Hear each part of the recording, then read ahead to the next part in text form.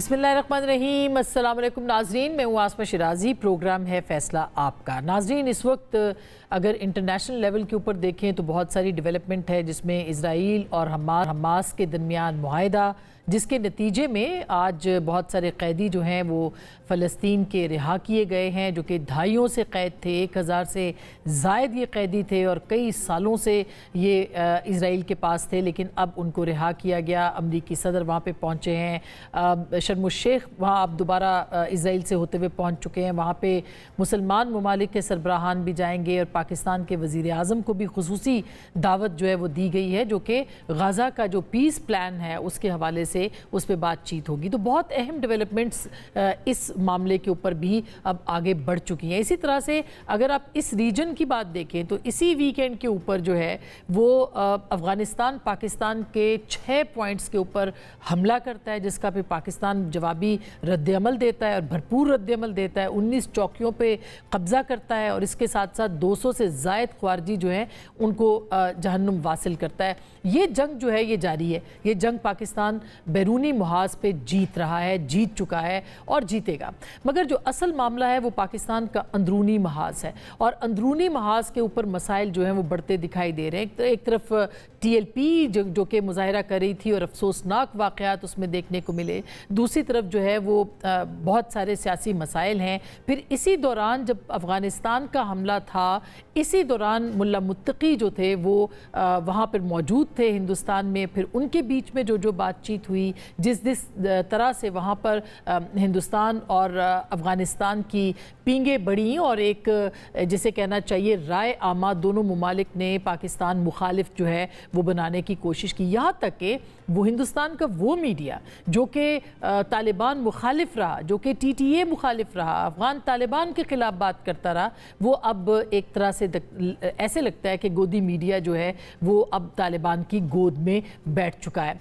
लेकिन जो सवाल है वो ये है कि क्या ये महज इत्तफ़ाक़ था कि वो वहाँ पे मौजूद थे और पाकिस्तान पर हमला हुआ? क्या ये महज इत्तफ़ाक़ है कि अजीत दोवल जो हैं वो 10-12 बरस पहले पाकिस्तान के ऊपर जो तालिबान के साथ उनकी गठजोड़ है या उसका जो नेक्सस है उसके ऊपर बात करते हैं? ये महज इत्तफ़ाक़ नहीं हो सकता कि आज से 10 साल पहले अजीत दोवल जो है वो खिताब कर रहे हैं और वो क्या कह रहे हैं वो ज़रा सुनिएगा। Pakistanis are not our well-wishers. We will tackle Taliban in a way we want. And today the goodwill for India and Afghanistan. India is the most popular country in Afghanistan in the world today. Amongst all the countries in the world, Indians are the most respected and most liked people there in Afghanistan. We will tackle them the way we have to. We don't need Pakistan's help. Let Pakistan deal with the Taliban problem in case they do not give terrorism as an instrument of state policy. हमें ज़रूरत नहीं है कि हम तालिबान को पाकिस्तान को engage करें, पाकिस्तान को तालिबान के साथ निमटने दें, हमें पैसे देंगे और अपना काम कराएंगे। ये वो अल्फाज हैं जो कि अजीत दोवल ने अदा किए और आज ऐसे लगता है कि जब TTP और ख़वारिज जो हैं वो पाकिस्तान के मगरबी सरहद के ऊपर पाकिस्तान में खैबर पख्तूनख्वा के अंदर सरगर्म हैं, तो ये सारी जो बातें हैं वो दुरुस्त मालूम होती हैं। दूसरी जानिब जो पाकिस्तान की इंटरनल सिचुएशन है, एक बहुत बड़ा ये महाज है, सियासी महाज है, क्योंकि खैबर पख्तूनख्वा के अंदर एक हुकूमत तब्दील हो चुकी है। सुहेल आफरीदी वहाँ पे नए वज़ीर आला मुंतखब हो गए हैं, उनको आज की असम्बली में 90 वोट दिए गए हैं जो कि अक्सरियती वोट हैं। लेकिन क्या वो हलफ ले पाएंगे और क्यों पाकिस्तान के जो खैबर पख्तूनख्वा के गवर्नर हैं क्या वो इसमें कोई रोड़े अटका सकते हैं? मामला अदालत में पहुँचा है, इसके क्या रेपरकशंस होंगे, इसके क्या असरात मुरतब होंगे, इसके ऊपर भी बात करेंगे। लेकिन साथ ही साथ जो उन्होंने पहला खिताब किया है असम्बली से, उसने रियासत को भी चैलेंज किया है। उन्होंने बहुत सारे मकासद भी अपने बताए हैं। उन मकासद हैं क्या, उनका मैंडेट है क्या, उनको लाया क्यों गया, अली अमीन गन्नापुर को हटाया क्यों गया, ये बहुत सारे सवालात हैं जिसके ऊपर आज बात करेंगे। लेकिन सुहेल आफरीदी साहब ने क्या कहा जरा सुनिएगा। एहतिजाजी सियासत का अल्हम्दुलिल्लाह चैंपियन हूँ। मैं कारकुनान को यकीन दिलाता हूँ खान की रिहाई के लिए मैंने आज से इकदाम उठाने शुरू कर देने हैं। ऐलान करता हूँ, वार्न करता हूं खान साहब को, फैमिली पॉलिटिकल पार्टी के कंसल्टेशन के बगैर जिसने इधर से उधर भी किया पूरा पाकिस्तान जाम करेंगे। क्योंकि जिस तरह मेरा लीडर मिलिट्री ऑपरेशन के खिलाफ है, इंशाल्लाह हमारे होते हुए कोई मिलिट्री ऑपरेशन नहीं कर पाएगा। सो उनका मैंडेट उन्होंने कुछ बताया, कुछ मज़ीद भी इस पर बात करेंगे। हमारे साथ सीनियर सहाफ़ी तज्ज़िया निगार हमाद हसन साहब मौजूद हैं, बहुत शुक्रिया। आसिफ आवरी का हमारे साथ मौजूद हैं। जनाब ज़ियाउर रहमान साहब जमीयत उलमा इस्लाम के सीनियर रहनुमा हैं, बहुत शुक्रिया आपकी तशरीफ़ आवरी का। हमारे साथ मौजूद हैं जनाब खुर्रम दस्तगीर खान साहब, पाकिस्तान मुस्लिम लीग नवाज़ के सीनियर रहनुमा और साबिक़ वफाकी वज़ीर। हमारे साथ मौजूद हैं जनाब वलीद इकबाल साहब जो कि सेनेटर भी रह चुके हैं और पाकिस्तान तहरीक इंसाफ के सीनियर रहनुमा। अब सब लोगों का बहुत बहुत शुक्रिया। पहले तो हमाद हसन साहब मैं आपकी तरफ आना चाहती हूँ, ये बताइएगा कि ये जो चैलेंज है, एक नए वज़ीर आला मुंतखब हो गए हैं, 90 वोट लिए हैं, 3 वोट वो नहीं हासिल कर सके, 2 लोग बाहर थे, लेकिन बहरहाल एक बड़ी अक्सरियत के साथ अब उनकी हलफ का मामला है, मामला अदालत में पहुँच चुका है। ये उनकी तब्दीली, और पहले तो ये कि क्या वो हलफ ले पाएंगे, वो वज़ीर आला बनेंगे, क्योंकि इससे पहले हमने सुना बहुत सारे बड़ी बातें हुई, तो कबूलियत उनकी शायद अभी तक नहीं है। देखिए, कुछ बातें तो बिल्कुल वाज़ेह हैं। एक ये कि मैंडेट तो उनके पास है, यानी 115 सीटों पे इलेक्शन हुआ था खैबर पख्तूनख्वा में, बाद में मखसूस सीटें भी आ गई, 145 का ऐवान बना, तो 115 में से 92 सीटें PTI के पास थी, अपोजिशन बहुत कम थी। इस वक्त भी उनके पास वही सीटें मौजूद है, उनकी पार्टी नहीं टूटी, पार्टी इंटैक्ट है, तो मैंडेट तो उनके पास मौजूद है। उनका हक बनता है कि उनको वजारत आला दी जाए, रोड़े ना अटकाए जाए, उनको आगे बढ़ने दिया जाए, जमहूरी अमल को कंटिन्यू करने दिया जाए। लेकिन कुछ और बातें भी हैं। क्या जो रियासत का बयानिया है, रियासत को जिन मसाइल और मुश्किलात का सामना है, क्या उसके साथ वो चल रहे हैं, वो रियासत की मदद कर रहे हैं? क्या रियासती बयानिए को वो लोग ओन करेंगे या उसके मुकाबिल आएंगे? उनके मकासद उन्होंने बता दिए ना कि इमरान खान साहब की रिहाई है और ऑपरेशन को रुकवाना है, क्या वो ऑपरेशन रुकवा पाएंगे? देखिए, ऑपरेशन रुकवाएंगे तो फिर हम किधर जाएंगे?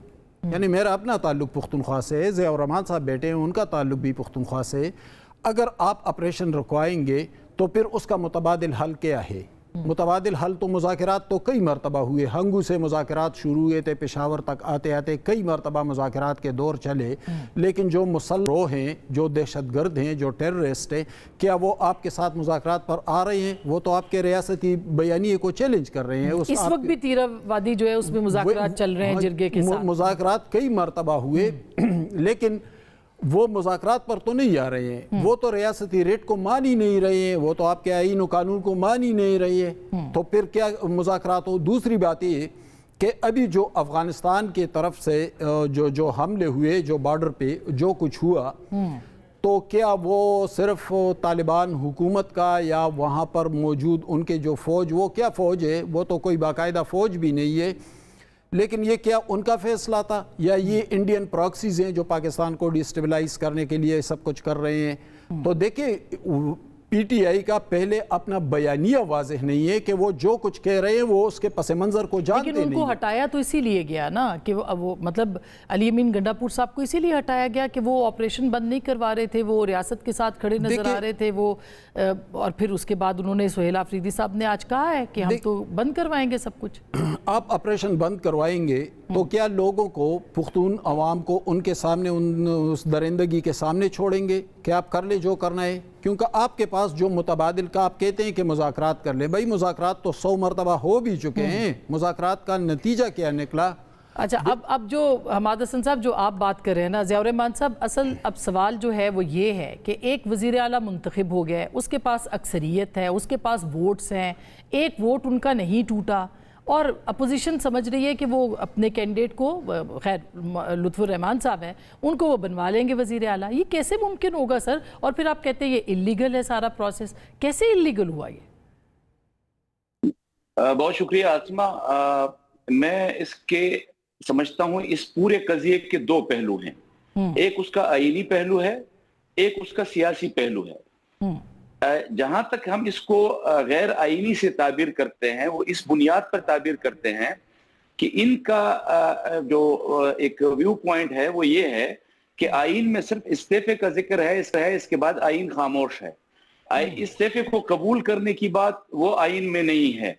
तो मेरा सवाल एक कानून का तालिब इल्म, एक सियासत के तालिब इल्म की हैसियत से है कि अगर इस्तीफा नहीं है तो ये गवर्नर किस चीज के लिए बैठे हुए हैं? और आप जब एक इस्तीफा लिखते हैं اور استعفا آپ گورنر ہاؤس کو پہنچاتے ہیں تو یہ تکلف پھر کس چیز کے لیے ہے کہ اگر استعفا جو ہے وہ گورنر نے منظور نہیں کرنا تو پھر تو آپ میڈیا میں دے دیجئے، بات ختم ہو جائے گی کہ ایک استعفا آ گیا ہے اور اس کو قبول کرنے کی ضرورت نہیں ہے، اس کے لیے کوئی پروسیجر نہیں ہے، اس کو کی ڈی نوٹیفیکیشن نہیں ہے، اس کی اسکروٹنی نہیں ہے. یہ ساری چیزیں اگر آپ اس سے منہا کر لیتے ہیں. دوسری بات ہے کہ یہ چیزیں کہ کیا اگر آئین خاموش ہے، اگر کوئی گرے ایریا جو ہے وہ موجود ہے تو اس کی انٹرپریٹیشن جو ہے وہ انٹرپریٹیشن کسی پارٹی کے خیالات کے مطابق ہوگی یا آئین کے روح کے مطابق ہوگی. کہ استعفیٰ دینا تو لکھا ہوا ہے آرٹیکل 130 کے اندر، مگر استعفے کی منظوری ہوگی یا نہیں ہوگی اس پہ آئین خاموش ہے، اس لیے آپ عدالت میں گئے ہیں. یہ تو اس میں اسما ایک بات ہے، دیکھیں ان کا پوائنٹ آف ویو یہ ہے کہ استعفیٰ لکھنے کے ساتھ ہی ہو گیا. دیکھیں آپ کے گورنر صاحب کہہ رہے ہیں کہ آپ نے پہلا استعفیٰ دیا اس کا متن اور ہے، آپ نے دوسرا استعفیٰ دیا اس کا متن اور ہے، آپ نے آج اسمبلی کے فلور پر کھڑے ہو کر کہا کہ جی میں نے استعفیٰ دیا ہے. اب آپ بتائیے کس استعفے کو تسلیم کیا جائے، پہلے والے کو، دوسرے والے کو، تیسرے والے کو؟ وہ تو اس لیے ہوا کہ گورنر صاحب نے کہا کہ سر گورنر صاحب نے کہا کہ مجھے ملا ہی نہیں استعفیٰ. اس کے بعد انہوں نے پھر ہینڈ ریٹن لکھ کے بھیجا، اس کو پبلسائز کیا، اس کو ایکس پہ پوسٹ کیا. مطلب گورنر صاحب کہتے کہ مل گیا ہے تو اس کے بعد تو تنازع ختم ہو جاتا. انہوں نے کہا ملا ہی نہیں استعفیٰ. اسما دیکھیں استعفیٰ اگر ایک منٹ پہلے اگر گورنر کسی چیز کے بارے میں بیان دیتے ہیں تو اس کا مطلب یہ نہیں ہے کہ ایک گھنٹے کے بعد اگر ان کو استعفیٰ وصول ہوا ہے تو وہ اس کا انکار کر دیں گے. ایسا نہیں ہوا. لیکن یہ جو امبیگوس قسم کی صورتحال جو ہے وہ ایمرج ہو گئی ہے، اس کے بارے میں اب عدالت نے طے کرنا ہے کہ یہ جو انٹرپریٹیشن اس کی ہوگی یہ آئین کی روح کے مطابق ہوگی یا کسی پارٹی کے خیالات اور مفادات کی بنیاد پر ہوگی. اس کا دوسرا ایک سیاسی پہلو بھی ہے اسما. دیکھیے آپ کے پاس 90 لوگوں کی اکثریت ہے جس کو آپ نے آج شو کر دیا. آپ کو ڈر کس چیز کا ہے؟ آپ نے استعفیٰ دیا، آپ نے اس کو سموتھ کیوں نہیں چلنے دیا؟ آپ نے اس کو اس تنازع کا شکار کیوں بننے دیا؟ آپ اس کو سموتھلی جانے دیتے، 2 دن لگتے، 3 دن لگتے، استعفے منظور ہونا تھا، شیڈول کا اعلان ہونا تھا، اور پھر شیڈول کے اعلان ہونے کے بعد آپ نے اپنے وزیر اعلیٰ کو منتخب کرنا تھا. جب آپ کہتے ہیں کہ ہمارے ایک بندے کو توڑا نہیں جا سکتا، اور یہ دیکھیں ایک بات ہے، ہم کہتے ہیں کہ جی اسٹیبلشمنٹ وہ روڑے نہ اٹکائے، تو اگر اسٹیبلشمنٹ نے کوئی روڑے اٹکائے ہوتے تو آج 90 اراکین کی اکثریت کے ساتھ اس طرح سموتھلی جو ہے وہ سارا کچھ ہو جاتا. تو ہم یہ کہہ رہے ہیں کہ ٹھیک ہے آپ 90 ووٹ لے لیجئے، ہمارے پاس جمہوری اور سیاسی استحقاق ہے کہ میرے پاس 18 ووٹ ہیں، چاہے ہمیں مسلم لیگ ووٹ دے نہ دے، چاہے پیپلز پارٹی ووٹ دے نہ دے، میں 18 ووٹ لینا چاہتا ہوں، لیکن میں آئین کے مطابق لینا چاہتا ہوں. میں تو اس کا مطلب یہ کہ اب عدالت فیصلہ اب ضیاء الرحمان صاحب عدالت فیصلہ کرے گی. ولید اقبال صاحب جو صورتحال ہے اس میں کیا آپ کو لگتا ہے کہ عدالت تسلیم کر لے گی اس پوزیشن کو، گورنر صاحب استعفیٰ لے لیں گے، اور کیا معاملہ سہیل آفریدی صاحب کا ہے یا وزارت اعلیٰ کا ہے کہ وزارت اعلیٰ پی ٹی آئی کے پاس چلی جائے، کوئی بھی ہو جائے لیکن سہیل آفریدی نہ ہو؟ کیا اس معاملے کے اوپر بات اڑ سکتی ہے آپ کے خیال میں ولید صاحب؟ دیکھیں جی میں کسی دوسری پارٹی کے بحاف پہ تو جواب نہیں دے سکتا کہ جی ان کو کس چیز پہ تحفظ ہے یا کہ نہیں ہے. میں بھی جو آپ کے جے یو آئی ایف کے نمائندے یہاں جو بات کر رہے ہیں، میں بھی انہی دونوں پہلوؤں کے حوالے سے بات کروں گا جی بالکل، کہ اس کا آئینی پہلو بھی ہے اور اس کا سیاسی پہلو بھی ہے. اچھا میں آئینی بات جو ہے پہلے کر دیتا ہوں.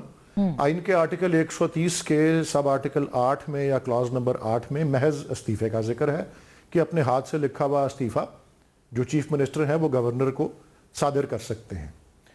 اس کی تشریح جو ہے وہ پاکستان کے سپریم کورٹ نے 2007 کے ایک فیصلے میں اس معاملے پہ کی ہوئی ہے.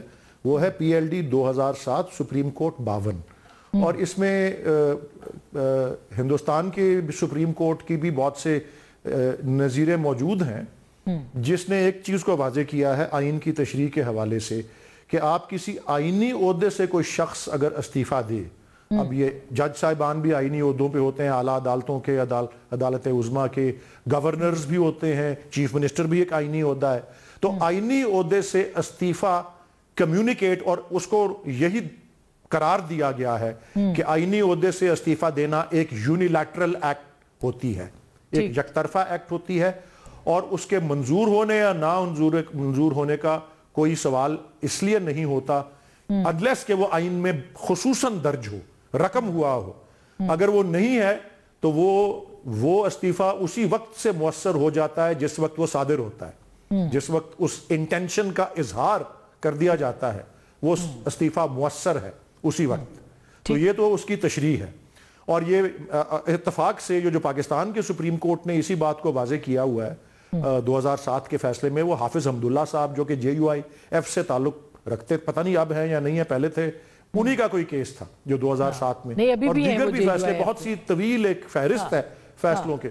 تو ایک کافی طویل فہرست فیصلوں کی تو ہے جن کو قانونی نظیر کہا جاتا ہے یا جوڈیشل پریسیڈنٹ کہا جاتا ہے، جس میں بڑا واضح ہے. تو یہ تو اس کا آئینی پہلو ہے. اب اس کا سیاسی پہلو میں آپ کو اپنے زاویے سے بتا دیتا ہوں. وفاقی حکومت نے بذریعہ گورنر کوئی کسر اٹھا نہیں رکھی کہ اس پروسیس کو سابوٹاج کیا جائے. اچھا، چیف منسٹر نے اگر استعفیٰ دے دیا ہے، شروع بات وہیں سے ہوئی. گورنر کہہ رہے مجھے استعفیٰ موصول ہی نہیں ہوا، پہلے اس کو متنازع بنا دیا، پھر ان کے بہاف پہ اور لوگ بیان دے رہے ہیں، دوسرے ان کی مخلوط پارٹی والے، PMLN والے، کہ جی ان کو کیا جلدی تھی گورنر صاحب کے واپس آنے کا انتظار کیوں نہیں کر لیتے. گورنر صاحب بیٹھے دوسری پارٹیوں کو، لوگوں کو انکریج کر رہے ہیں کہ کسی طرح وہ سپورٹ حاصل کر لیں. الیکشن کمیشن جس کی ریپوٹیشن دنیا بھر کے اندر جو ہے، اب کامن ویلتھ کی رپورٹ کے بعد، اور اگر اللہ کرے یورپین یونین کی رپورٹ بھی اس طرح لیک ہو جائے، وہ جو ہے جو کچھ ان کے بارے میں لوگوں نے دنیا بھر میں کہا ہوا ہے، اس کے بعد وہ بھی ڈکلیئر کر دیتے ہیں کہ یہ آزاد ہے. ٹھیک بات ہے، آپ صحیح کہہ رہے ہیں، مگر جب یہ معاملہ عدم اعتماد کا آتا ہے، ہر طریقے سے، اور جب قومی اسمبلی میں عدم اعتماد کا معاملہ آتا ہے تو پاکستان تحریک انصاف کا موقف کچھ اور ہوتا ہے. جب اپنے وزیر اعلیٰ کی اوور ٹیکنگ کا معاملہ آتا ہے تو پاکستان تحریک انصاف کا موقف کچھ اور ہوتا ہے. تو ہم نے 63A بھی دیکھی، اس کی تشریح بھی دیکھی. تو اس کے اوپر بھی تھوڑی روشنی ڈالیں کہ پھر سب کو، ایون PMLN بھی، سب جماعتیں. میں آپ کو دیکھیں، اگر دیکھیں جب عدم اعتماد کا کوئی وقت آیا تھا تو کیا ہوا تھا، اینڈ ریزلٹ کیا آیا تھا. ہم نے کوئی موقف رکھا ہوا تھا نا، سپریم کورٹ آف پاکستان نے اور چیف جسٹس عمر عطا بندیال نے، جس کو گالیاں نکال کے ان لوگوں کی زبان خشک ہو گئی ہوئی ہے، PMLN اور PPP اور JUIF والوں نے، انہوں نے ہی ریلیف دی تھی نا، انہوں نے ہی قرار دیا تھا. ایک بینچ نے، ان سپریم کورٹ کے بینچ نے کہا تھا کہ یہ طریقہ غیر آئینی تھا، جو ڈیپٹی سپیکر قاسم سوری کے سارے کارروائی کو غیر آئینی قرار دیا. فواد چودھری جو وزیر قانون تھے، ان کے شروع کیے ہوئے موشن کو یا ریزولوشن کو غیر آئینی، سارے پروسیس کو غیر آئینی قرار دے دیا نا. تو ہم بھی یہی کہہ رہے ہیں کہ ہمارا موقف جو بھی ہے عدالت میں گیا ہوا ہے، ہمیں اس کے سپورٹ میں آپ کو میں نے دلائل بھی پیش کر دیے، اور میں آئینی بات مکمل کر چکا ہوں. آئینی پوزیشن ایک طرف ہو گئی، اس کی تشریح ہو چکی ہوئی ہے. جی ٹھیک ہے، بالکل صحیح آپ نے کہا خرم دستگیر خان صاحب. جی میں جواب لے لیتی ہوں. سیاسی بات یہی ہے کہ اس کو ہر طریقے سے سابوٹاج کرنے کی، دیکھیں جس ملک کی ابھی حالیہ تاریخ میں لوگوں کے اغوا، گمشدگیاں، جبری گمشدگیاں، بیویوں کے، بچوں کے، گھر کی خواتین کے اغوا جس ریاست کے ہتھ کنڈوں میں شامل ہیں، وہ کون محفوظ اپنے آپ کو محسوس کر سکتا ہے اس طرح کے حالات کے اندر. اچھا خرم صاحب آپ اس کا جواب دیجئے. بالکل ٹھیک ہے، میں یہ سوال سر رکھ لیتی ہوں، مگر اس میں بھی میں نے آنا ہے ابھی کہ بالکل آپ کے جو سوالات ہیں وہ درست ہیں، مگر یہ بھی بہت مطلب غلط بات ہوگی کہ آپ ریاست کو ہی چیلنج کر دیں اور دہشت گردوں کے ساتھ آپ بیانیاں بنائیں. یہ بھی ایک اہم سوال ہوگا، لیکن میں اس پہ آپ سے بات کروں گی.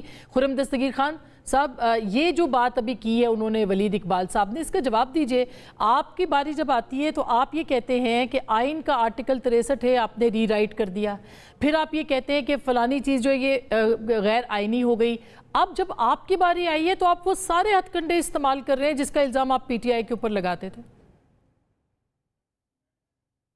یہ سیاسی ہتھ کنڈوں کے اوپر تو لامحدود بحث ہو سکتی ہے، لیکن جس صوبے کی ڈسکشن ہو رہی ہے وہ صوبہ دہشت گردی کے خون میں ڈوب رہا ہے. اور ہم جو ہیں وہ جس طرح ٹائٹینک ڈوب رہا تھا اور اس کے عرشے پہ لوگ موسیقی بجا رہے تھے اور میوزیکل چیئرز کھیل رہے تھے، ہم سیاسی میوزیکل چیئرز ڈسکس کر رہے ہیں. وہاں اسی صوبے میں ہندوستان اور افغانستان مل کر پاکستان کے اوپر حملہ آور ہیں اور ریاست اس سے لڑ رہی ہے. اور یہ جو سیاسی وہاں کی حکومت ہے جس کا 13واں سال ہے، جس کے پاس اب کوئی بہانہ نہیں ہے کہ جی ہم نے یہ والا کام کیوں نہیں کیا، ہم نے کاؤنٹر ٹیررزم ڈپارٹمنٹ کیوں نہیں کھڑا کیا، ہم نے اپنے لوگوں کو ٹرین کیوں نہیں کیا. تو ہم جو ہے وہ ہم اس کی جو سیاسی میوزیکل چیئرز ہیں ان کے اوپر گفتگو کریں گے. نہیں یہ چیئر سیدھی نہیں, یہ ٹیڑھی ہونی چاہیے تھی. میرے خیال میں بڑے ادب سے عرض کروں گا کہ یہ جو پچھلے 3 دن میں ہوا ہے یہ بہت سنجیدہ معاملہ ہے, اور اس میں جو تحریک انصاف کی بزدلانہ مصالحت ہے دہشت گردوں کے ساتھ, یعنی وہ 3 ایکٹرز کون سے ہیں جو پاکستان کے اوپر حملہ آور ہیں, ہندوستان, افغانستان اور تحریک انصاف. کمال ہو گیا. اور یہ جو ہے یہ ایشوز جو ہے بجائے یہ کہ ہم اس کو ڈسکس کریں, پاکستان کی سلامتی کا سوال ہے. خرم صاحب, ہر روز آپ ایک سیاسی جماعت کو کیسے آپ کھڑے کر سکتے ہیں ہندوستان کے مقابلے کے اوپر؟ یہ تو پولیٹیکلی ایک ٹھیک ہے رائیولری ہے, ایک آپ کی رقابت ہے, مگر یہ تھوڑا زیادہ نہیں ہو جائے گا؟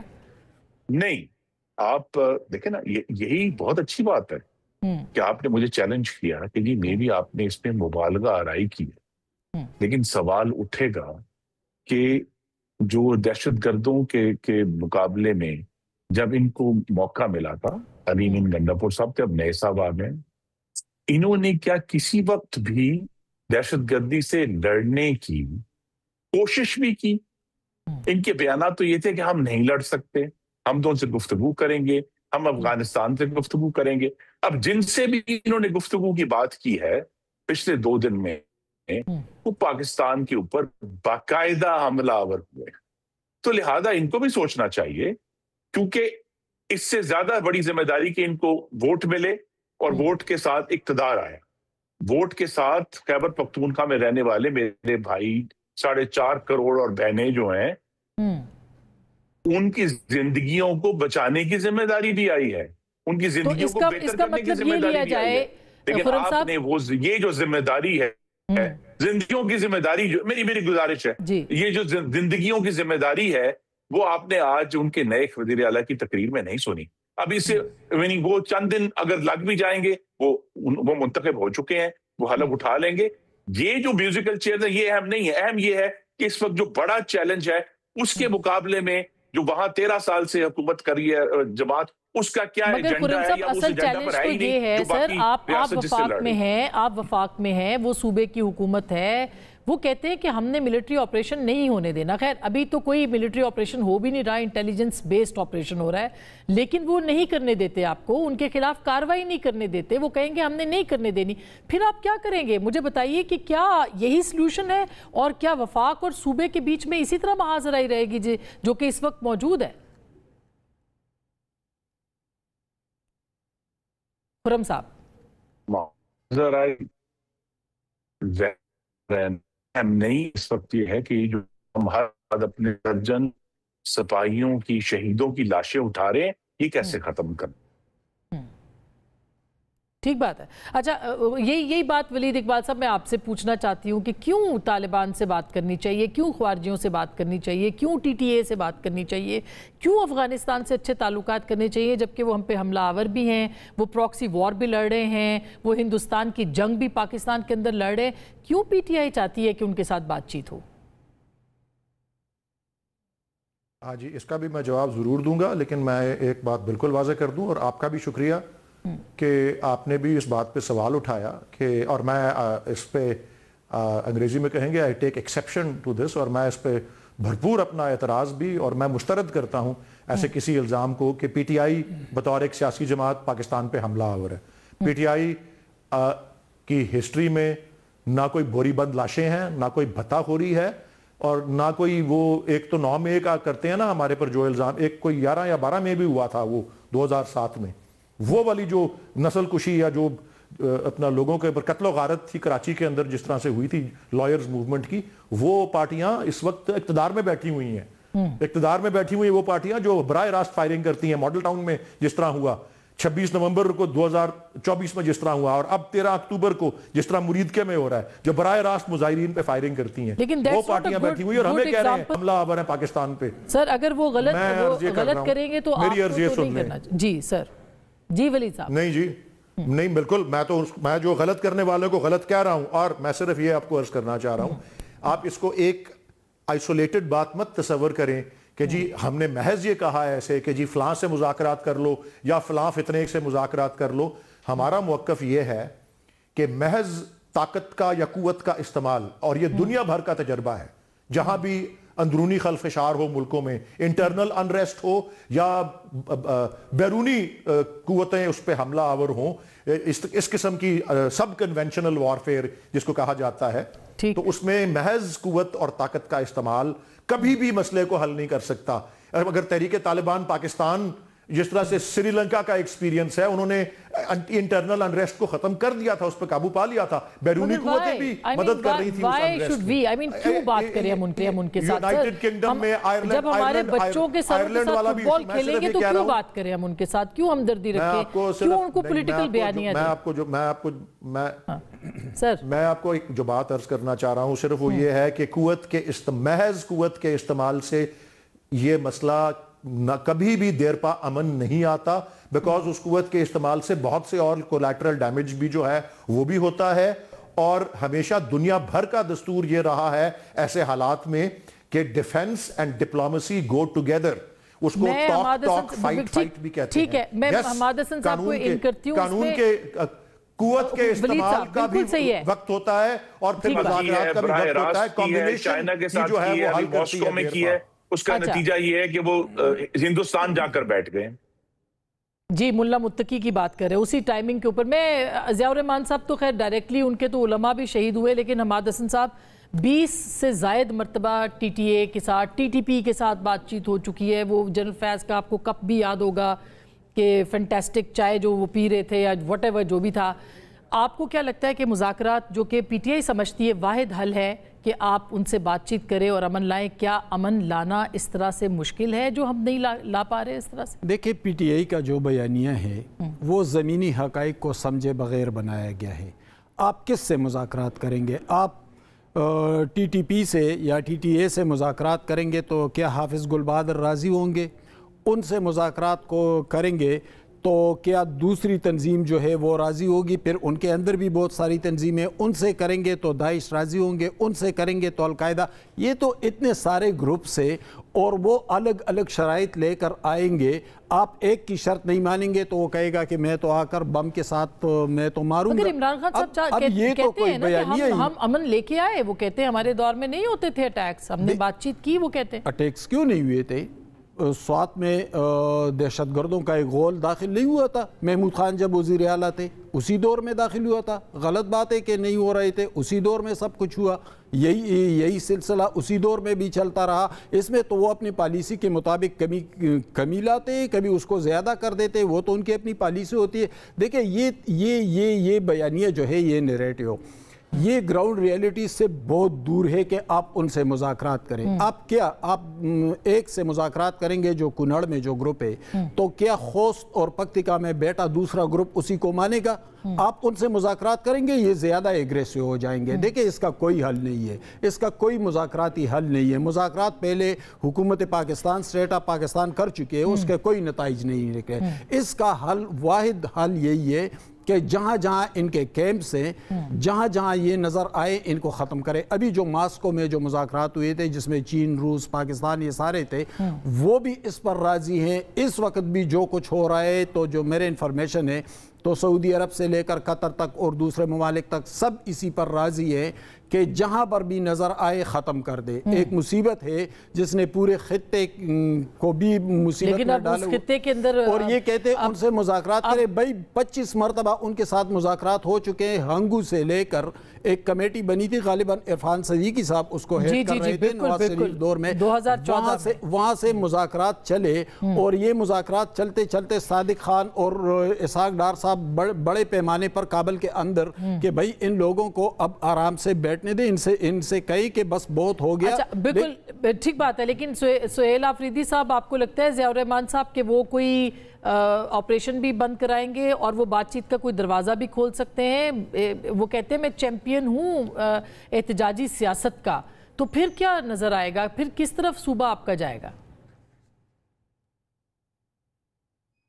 ضیاء الرحمان صاحب؟ میں اس صوبے میں پچھلے تقریباً 10-12 سالوں سے 3-4 سال نکال کر دیکھ لیجئے، میرا یہ صوبہ بدقسمت صوبہ، اس نے تو ہمیشہ احتجاجی سیاست ہی دیکھی ہے. لیکن اس میں سب سے بڑا مسئلہ جو میرے دو بھائیوں خرم صغیر صاحب نے اور آپ نے بیان کیا ہے کہ ہم پشتونخوا کے لوگ ہیں، بخدا اسما مغرب سے اپنے سفر نہیں کر سکتے اس بدامنی کے ہاتھوں. اور صرف یہ نہیں، ڈیرہ اسماعیل خان سے لے کر چترال تک یہ تمام اضلاع کی، تمام فاٹا کے اضلاع کی صورتحال یہی ہے. بدامنی ہے، بدعنوانی ہے، کرپشن ہے. آپ مجھے بتائیے کہ یہ جو انداز گفتگو اختیار ہوا ہے، اس انداز گفتگو کے ساتھ کیا ہم بدامنی کا مقابلہ کریں گے؟ میں تو اس جماعت سے تعلق ہم نے تو انہی سالوں میں آپ نے خود دیکھا کہ ایک ایک پروگرام میں ہمارے 70 80 اور 100 علماء جو ہے بیک وقت شہید ہوئے ہیں. ہمارے ایک ایک مہینے میں 15 20 اور 30 علماء جو ہے ان کو ٹارگٹ کلنگ میں شہید کیا گیا. یہ جو افریت ہمارے صوبے پر مسلط ہے، کیا اس کو ٹیکل کرنے کا، اس کو مینج کرنے کا، اس کو کاؤنٹر کرنے کا طریقہ کار یہ ہے کہ ہم نے احتجاجی سیاست کرنی ہے؟ احتجاجی سیاست کا مسئلہ یہ ہے اسما، بالکل واضح طور پر ایک سیاسی سوچ میں اس حوالے سے آپ کے سامنے رکھنا چاہتا ہوں. جس سوچ کے ساتھ پچھلے 12 سالوں میں یہ صوبہ چلایا جا رہا ہے، اس سوچ اور اس فکر کے ساتھ یہ صوبہ آگے چلنے کا متحمل نہیں ہے. اور یہ اس انداز میں ہم صوبہ خیبر پختونخوا میں لوگوں کو، ان مظلوم لوگوں کو امن نہیں دے سکتے ہیں. ٹھیک بات ہے، لیکن کرپشن کا شکار ہے تو ہونی چاہیے نا. دیکھیں نا آپ اگر بالکل ٹھیک بات ہے. اسما بالکل کلیئر ہے کہ ہم ان چہروں کے تبدیلی کے ساتھ جب تک سوچ تبدیل نہیں ہوگی بخدا ہم ان چیزوں کو ایڈریس نہیں کر سکتے ہیں. اور دیکھیں انگیج کرنا، پولیٹیکل لوگوں کو انگیج کرنا اپنی جگہ پہ ہے، لیکن ایک بات کا میں آپ کے بریک سے پہلے جواب دینا ضروری سمجھتا ہوں. میں بھی آئین کی روح سے سمجھتا ہوں کہ یہ استعفیٰ یونیلیٹرل جو ہے وہ ڈسکریشن ہوتا ہے اور یہ اپنے وزیر اعلیٰ نے دینا ہے. لیکن جس چینل کے ذریعے، گورنر کے ذریعے، آپ اس کو irrelevant ہی سمجھیں، لیکن جس چینل کے ذریعے جائے گا اس کا پورا پروسیس ہے، اس کی نوٹیفیکیشن کا پروسیس ہے، جب یہ معاملہ عدالت میں گیا، جب یہ معاملہ عدالت میں گیا. ٹھیک ہے جی، جب یہ معاملہ عدالت میں گیا ہے، اس کا مطلب ہے کہ یہ ایک اور رخ اس کا ہوگا. ایک چھوٹی سی میں بنا چاہتی ہوں بریک کے بعد.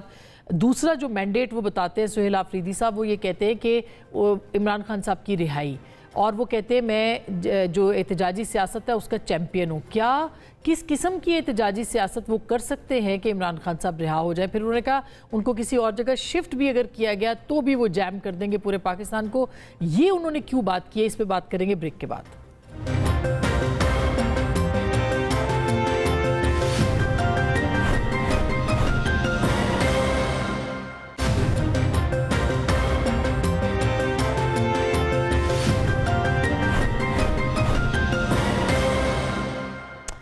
Welcome back. ایک دفعہ پھر آپ کو خوش آمدید کہتے ہیں. ولید اقبال صاحب، ظاہر ہے کہ اس وقت جو صورتحال ہے اس میں تو نئے وزیر اعلیٰ کے لیے ظاہر مخدوش صوبہ ہے، اس کے اندر ایک لا اینڈ آرڈر کی سچویشن بہت خراب ہے اس وقت. مغربی سرحد کے اوپر افغانستان کے حملے، پھر پاکستان کا جواب. تو آپ کو نہیں لگتا کہ جو صوبائی یعنی وزیر اعلیٰ ہے اس کی تقریر اور ہونی چاہیے تھی بنسبت اس کے؟ وہ کہتے ہیں ان کا ایجنڈا صرف رہائی ہے اور عمران خان صاحب کو کوئی شفٹ نہ کرے، یہ ان کا مین فوکس تھا.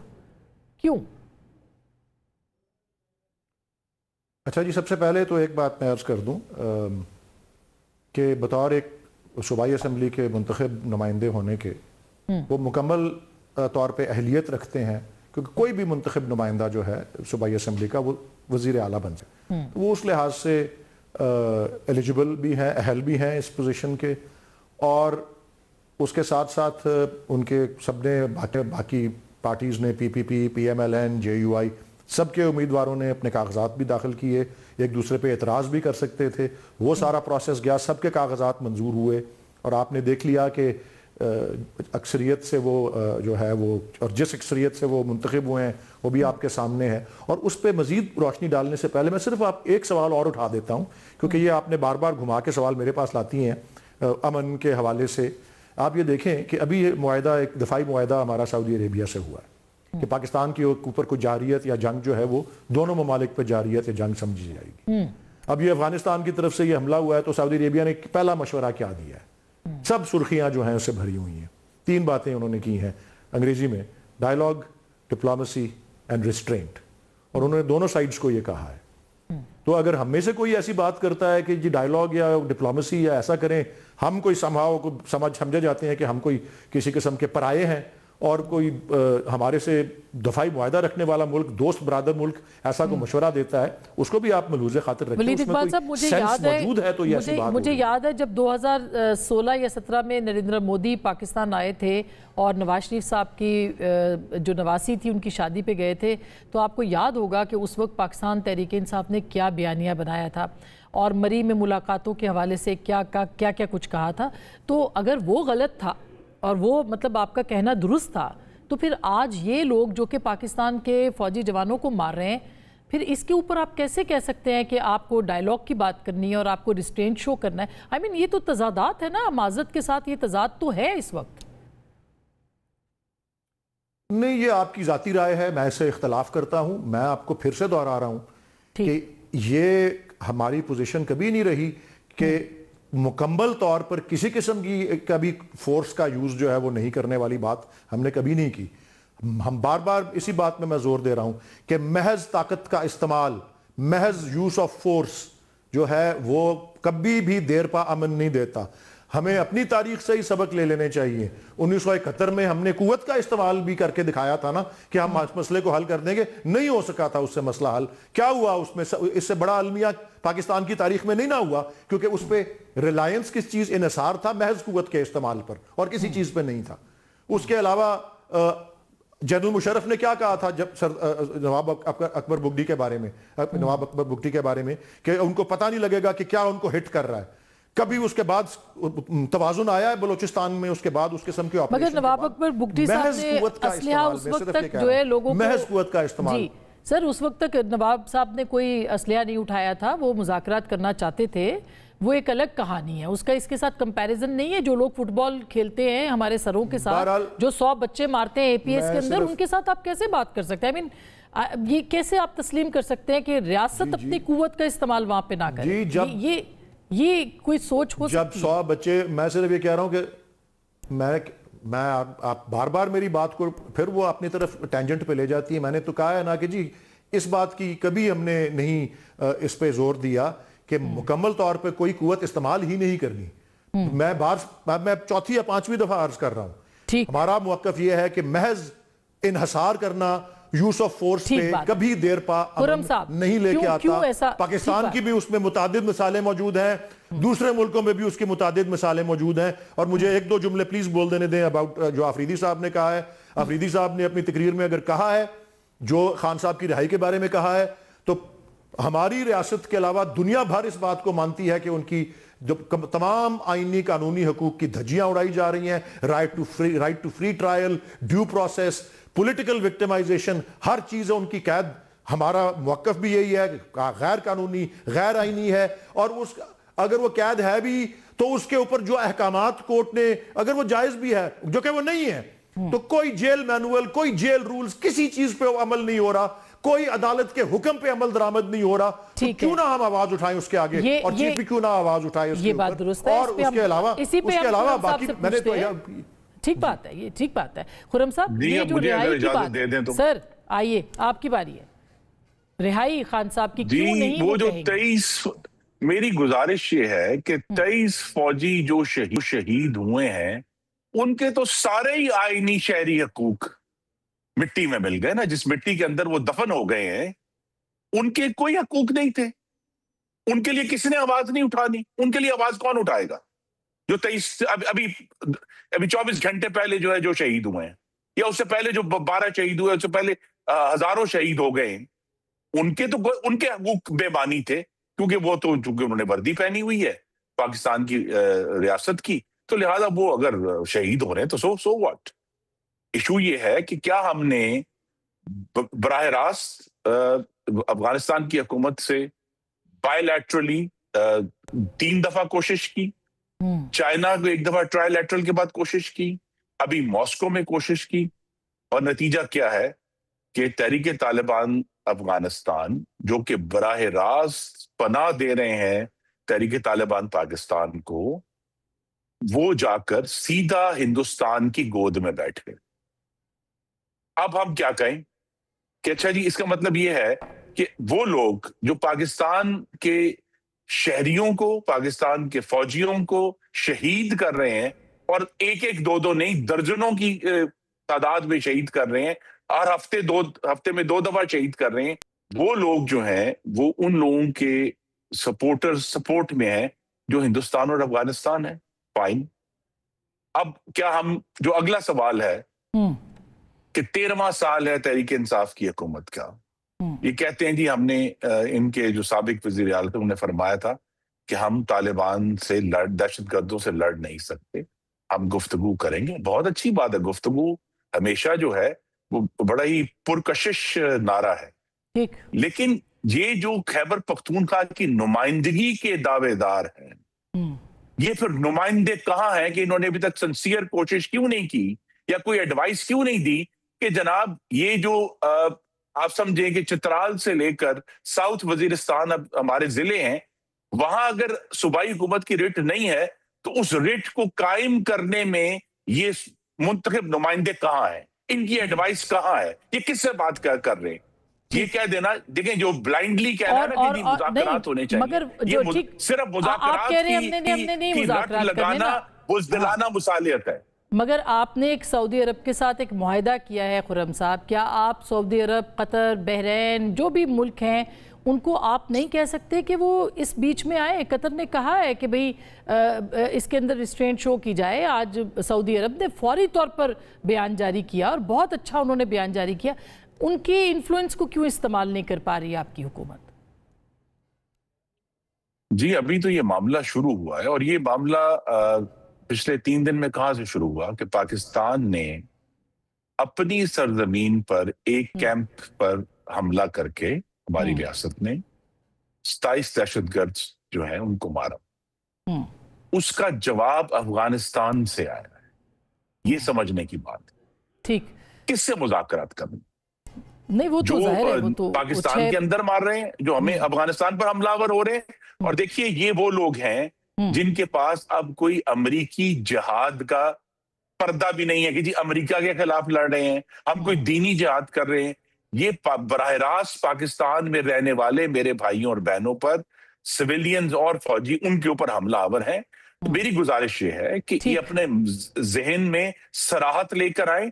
जब वक्त आएगा कि हमने गुफ्तगू करनी है, की जिम्मेदारी उठाने के लिए तैयार होने के लिए कोई पार्टी होगी, तब हम जरूर बात कर लेंगे। लेकिन इस वक्त जब वो हमलावर है तो हम तमाम डिप्लोमेटिक मीन्स, जिस तरह मैंने फिर कहा, हमने चाइना को इस्तेमाल किया एक दफा, फिर हमने ये मॉस्को प्रोसेस शुरू किया। अगर उसके बावजूद और भी ममालिक जो हैं वो इस मामले में हमारी मदद करना चाहते हैं, हम चाहते हैं कि अमन हो। अच्छा। और अफगानिस्तान, ये देखिए 2 स्ट्रैंड्स है ना, एक पाकिस्तान के अंदर दहशतगर्दी हो रही है और एक अफगानिस्तान की हुकूमत उन दहशतगर्दों की हिफाजत के लिए हमारे ऊपर हमलावर है। आपको क्या लगता है हमाद हसन साहब, ये अफगानिस्तान का मसला जो है, जाहिर है कि अफगानिस्तान आपके साथ बात नहीं करेगा, अभी वो हिंदुस्तान के साथ बात कर रहा है। यहाँ पे जो है वो मामला तो और ख़राब हैं। फिर आप अगर इंटरनल सिचुएशन देखें, इमरान खान साहब की रिहाई, क्या आपको ये सूरत हाल कोई सिमटती हुई दिखाई दे रही है, किसी डायरेक्शन में जाती हुई दिखाई दे रही है? देखिए पहले तो हम अफगानिस्तान के डायनेमिक्स को देखें। अफगानिस्तान इस वक्त 2 हिस्सों में मुनक़सम है। एक अफगान अवाम है, ये वो अवाम है जो 45 साल यहाँ मुहाजिर की हैसियत से रहे। ये वो अवाम है जिनके लाखों की तादाद में बच्चे मुख्तलिफ मदारिस में पढ़कर उलमाए किराम बने, जो यहाँ स्कूलों, कॉलेजेस और यूनिवर्सिटियों में पढ़े, और वो उनका एक मोहब्बत का और अकीदत का ताल्लुक़ है इस मुल्क से, इस सूबे से। दूसरे वो है जो एक मुसल्लह ग्रोह है और कई ग्रोह है, और वो प्रॉक्सीज़ हैं दूसरों के, वो अपने मफादात के लिए या किसी के अशारों पर चल रहे हैं। तो हम पूरे अफ़गानिस्तान को इस तरह डिफ़ाइन नहीं कर सकते कि पूरा अफ़गानिस्तान, यानी अफ़गान अवाम जो है वो अलग हैं और मुसल्लह ग्रोह अलग हैं।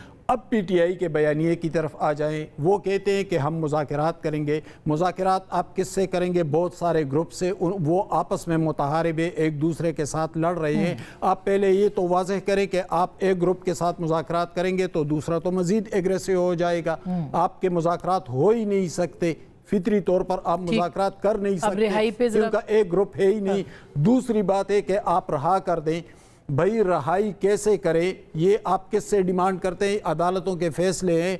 आपके लीडर इमरान खान खड़े हो जाते थे, कहते OADI जी तुम्हें अपने हाथ से फांसी दूंगा, वो तुम्हारे मोंछ काट दूंगा, तुम्हें जेल में डालूंगा, यानी न कोई जुर्म साबित हुआ था, न किसी ने जुर्म किया था, न अदालत ने कोई सज़ा सुनाई थी, और ये अपने तौर पर स्टेज पर खड़े होकर सज़ाएं सुना रहा था। अब उसके पैरोकार कहते हैं कि जो सज़ाएं सुनाई गई हैं वो सज़ाएं ख़त्म करे। तो क्या ये किसी जमहूरी जमात का रवैया है या एक फाशिस्ट जमात का? तो क्या सुहेल आफरीदी साहब सर्वाइव कर पाएंगे इस कश्मकश किस तरह सर्वाइव कर पाएंगे? यानी जो उनका बयानिया है वो तो डायरेक्ट स्टेट नैरेटिव से मुतसादिम है, किस तरह वो सर्वाइव कर पाएंगे? दूसरी बात ये कि जिस सूबे को वो लीड कर रहे हैं वो इंतहाई सेंसिटिव सूरत हाल है, वहाँ पर माली सूरत हाल भी, वहाँ पर अमन व अमान की सूरत हाल इंतहाई ख़राब है। फाटा डिस्ट्रिक्ट जितने भी हैं बाजोड़ से लेकर जुनूबी वज़ीरिस्तान तक, वहाँ तो हालात इंतहाई ख़राब हैं। फिर लकी मरवत, बन्नू, DI खान, टांग, ये सेटल डिस्ट्रिक्ट में भी सूरत हाल। अगर ये बयानियाँ वो लेकर चलेंगे तो फिर वो अपने लोगों को बचाने की बजाय उन लोगों के साथ खड़े नजर आएंगे जो ये कर रहे हैं। ज़ियाउर रहमान साहब, अब ये रिहाई वाला जो मामला है, जाहिर है कि उनको तब्दील तो इसलिए भी किया गया ना अली अमीन गंडापुर साहब को कि वो रिहा करवाएंगे, और उन्होंने कहा भी है। फिर उनका बयानिया रियासत के बयानिए के साथ भी नहीं मिलता, वहाँ पे अमन व अमान की सूरत हाल भी बहुत ख़राब है। तो अगले कुछ हालात में आपको मंजरनामा क्या लग रहा है? तो बड़ा खौफनाक मंजरनामा है। देखिए अस्मा, मैं एक बात बड़ी क्लैरिटी के साथ कहना चाहता हूं, मैं किसी भी सियासी कैदी के जेल में रखने का हामी ना हूं, ना हमारी जमात इसकी हामी है।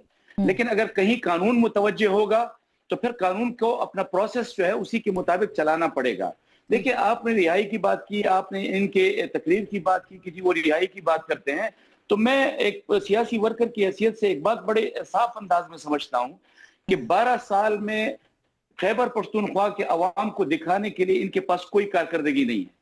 बदअमनी इंतहा पर है, करप्शन इंतहा पर है, बदउनवानी इंतहा पर है। और फिर उस पर तुरफा तमाशा ये होता है कि एक वज़ीर आला को मुंतखब करते हैं, 5 साल वो आपके पार्टी का वज़ीर आला एक सूबे का बना कर रखते हैं, फिर 5 साल बाद आप उसको डिसोन कर देते हैं।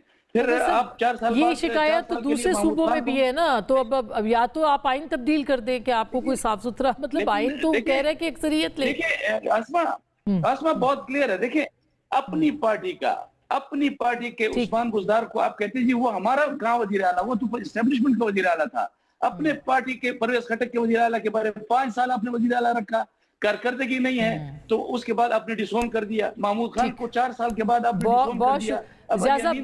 बहुत शुक्रिया सर, टाइम बिल्कुल खत्म हो गया। अब इस मामले को किसी न किसी पे तो लेके जाना है, और उसका भी एक ही मामला है। ये सब चीज़ें जो है बहस में को ख़त्म किया जा सकता है अगर सब मिल बैठे। एक सिक्योरिटी की नेशनल सिक्योरिटी कमेटी है, उसको फॉर्म करना चाहिए, पहले से बनी हुई है, उसके इजलास होने चाहिए, सूबों को से बात करनी चाहिए और फिर मिल के आगे चलना चाहिए। ख़ास करके नेक्टा जो है उसको कितना एक्टिव करना है। और फिर सुहेल आफरीदी साहब जो है उनको बहरहाल वो वज़ीर आला हैं इस वक्त तक, तो कहा जा सकता है ओथ नहीं लिया, लेकिन वोट तो उनके पास आ गए, तो उनको कैसे इस मामले को ठीक करना है, ये बहुत बड़ा चैलेंज होगा। गुफ्तगू आपने सुनी, फैसला आपका।